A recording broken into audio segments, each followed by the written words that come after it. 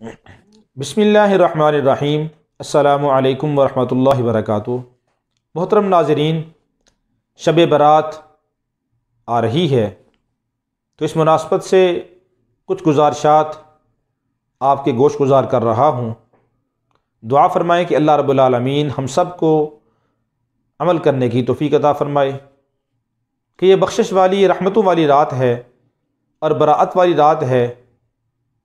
अल्लाह की तरफ से बख्शिश का ऐलान होता है, लेकिन इस बख्शिश वाली रात के अंदर भी कुछ लोग अल्लाह की रहमत से महरूम हो जाते हैं। वो कौन लोग हैं? एक रवायत के अंदर आता है कि दो आदमियों की बख्शिश नहीं होती, एक मुशरिक और दूसरा कीना रखने वाला। मुशरिक किसे कहते हैं? और एक रवायत के अंदर आता है कि 5 आदमियों की बख्शिश नहीं होती। तो ये 2 और 5 मिला के तकरीबन 7 आदमी बन जाते हैं कि इन 7 आदमियों की बख्शिश इस बराअत वाली रात के अंदर भी नहीं होती। मुशरिक कि जो आदमी अल्लाह की ज़ात में या अल्लाह की सिफ़ात में मखलूक में से किसी को शरीक बना ले। अल्लाह की ज़ात में शरीक बनाना कि आदमी अल्लाह के अलावा को अपना हाजत रवा, मुश्किल कुशा समझे, बिगड़ी बनाने वाला या बच्चे देने वाला, नफ़ा नुकसान देने वाला किसी और को समझे, बीमारी सेहत देने वाला अल्लाह के अलावा किसी और को समझे। मौत व हयात का मालिक एक अल्लाह है। जो अल्लाह की ज़ात में शरीक करेगा किसी और को, तो वो आदमी गोया कि मुशरिक है। और अल्लाह की इबादत के अंदर किसी और को शरीक करे, किसी और को सजदा करे, किसी और की इबादत करे, तो ये आदमी मुशरिक है। इसकी बख्शिश अल्लाह के यहाँ नहीं है। और दूसरा आदमी कीना रखने वाला। कीना किसे कहते हैं? ये किसी से लड़ाई झगड़ा हुआ या कोई बात हुई और आदमी बदला नहीं ले सकता और वो बात अपने दिल में रख ले, छुपा ले और दिल के अंदर ही कुढ़ता रहे, मैं ये कर दूंगा, मैं वो कर दूंगा, मैं ऐसे कर दूंगा, तो इसे कहते हैं कीना। उसको आदमी सलाम तक ना करे, वो सामने आए तो आदमी मुंह फेर ले। तो कीना ये इंतहाई ख़तरनाक है। तो फरमाया कि इस बराअत वाली रात के अंदर कीना रखने वाले मुसलमान की बख्शिश भी नहीं होती। तो हमें अपने दिल को साफ कर लेना चाहिए इस रात के आने से पहले पहले। इसी तरह शिरक का कुछ अगर शायबा है तो उससे भी तौबा कर लेनी चाहिए। और तीसरा आदमी जिसकी बख्शिश नहीं होती वो है शराब का आदी। यानी शराब का आदी है या किसी और ऐसे नशा के अंदर मुब्तला है कि जो हराम है, तो उसके अंदर मुब्तला है और उसकी आदत उसको बन चुकी है, तो उसकी बख्शिश भी नहीं होती। और चौथा आदमी है कत्ता ताल्लुकी करने वाला। क्या मतलब? कि अपने रिश्तेदारों से ताल्लुक छोड़ दे। हमें तो इस्लाम ने आम मुसलमान जिसके साथ रिश्तेदारी का ताल्लुक नहीं है उसको भी 3 दिन से ज़्यादा छूट छुटाव रखना मना किया है। इस्लामी तालीमात के ख़िलाफ़ है कि आदमी किसी मुसलमान से नाराज़गी इख्तियार कर ले और 3 दिन से ज़्यादा उससे नाराज़ रहे। बड़ी सख्त वईद आई है। तो चले जाए कि एक मुसलमान है और फिर रिश्तेदार भी है, उसको आदमी छोड़ दे तो ये बहुत बड़ा गुनाह है।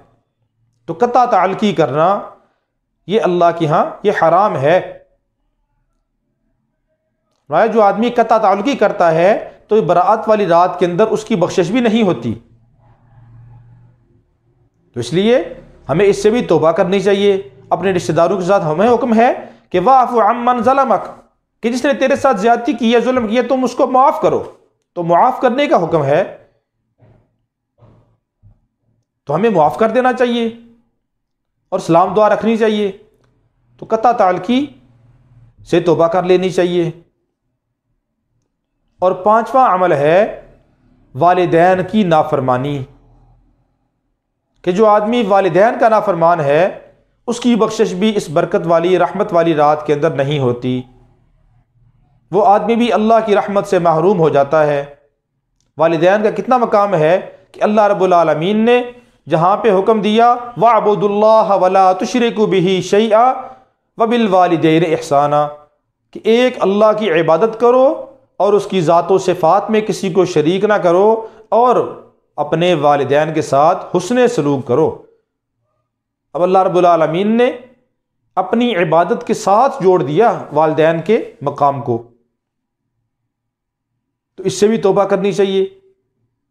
अगर कोई आदमी वालिदैन का नाफरमान है तो ये गुनाह कबीरा है, इससे तौबा करनी चाहिए, अपने वालिदैन से माफ़ी मांगनी चाहिए और आइंदा उनकी फरमाबरदारी का अज़म करना चाहिए।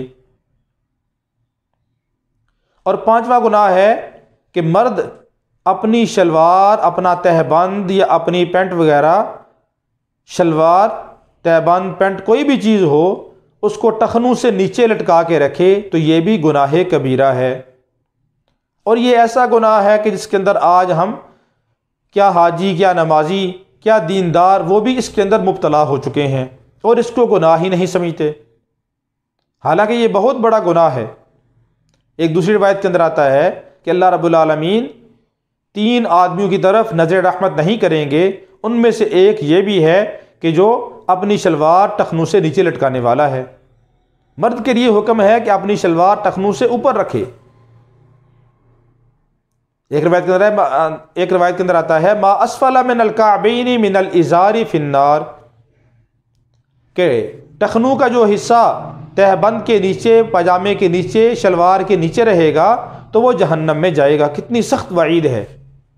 तो हमें इससे भी तौबा करनी चाहिए और हमें इसका एहतमाम करना चाहिए कि नमाज हो या नमाज से बाहर, हर हालत के अंदर मर्द के लिए हुक्म है कि अपनी शलवार टखनों से ऊपर हो। अल्लाह माफ़ करे, आज उल्टी गंगा बह रही है कि औरतों की शलवारें टखनों से ऊपर नज़र आती हैं और मर्दों की शलवारें वो टखनों से नीचे। दुनिया का हर एक नक्शा उल्टा ही नज़र आता है। मजनू नज़र आती है, लैला नज़र आता है।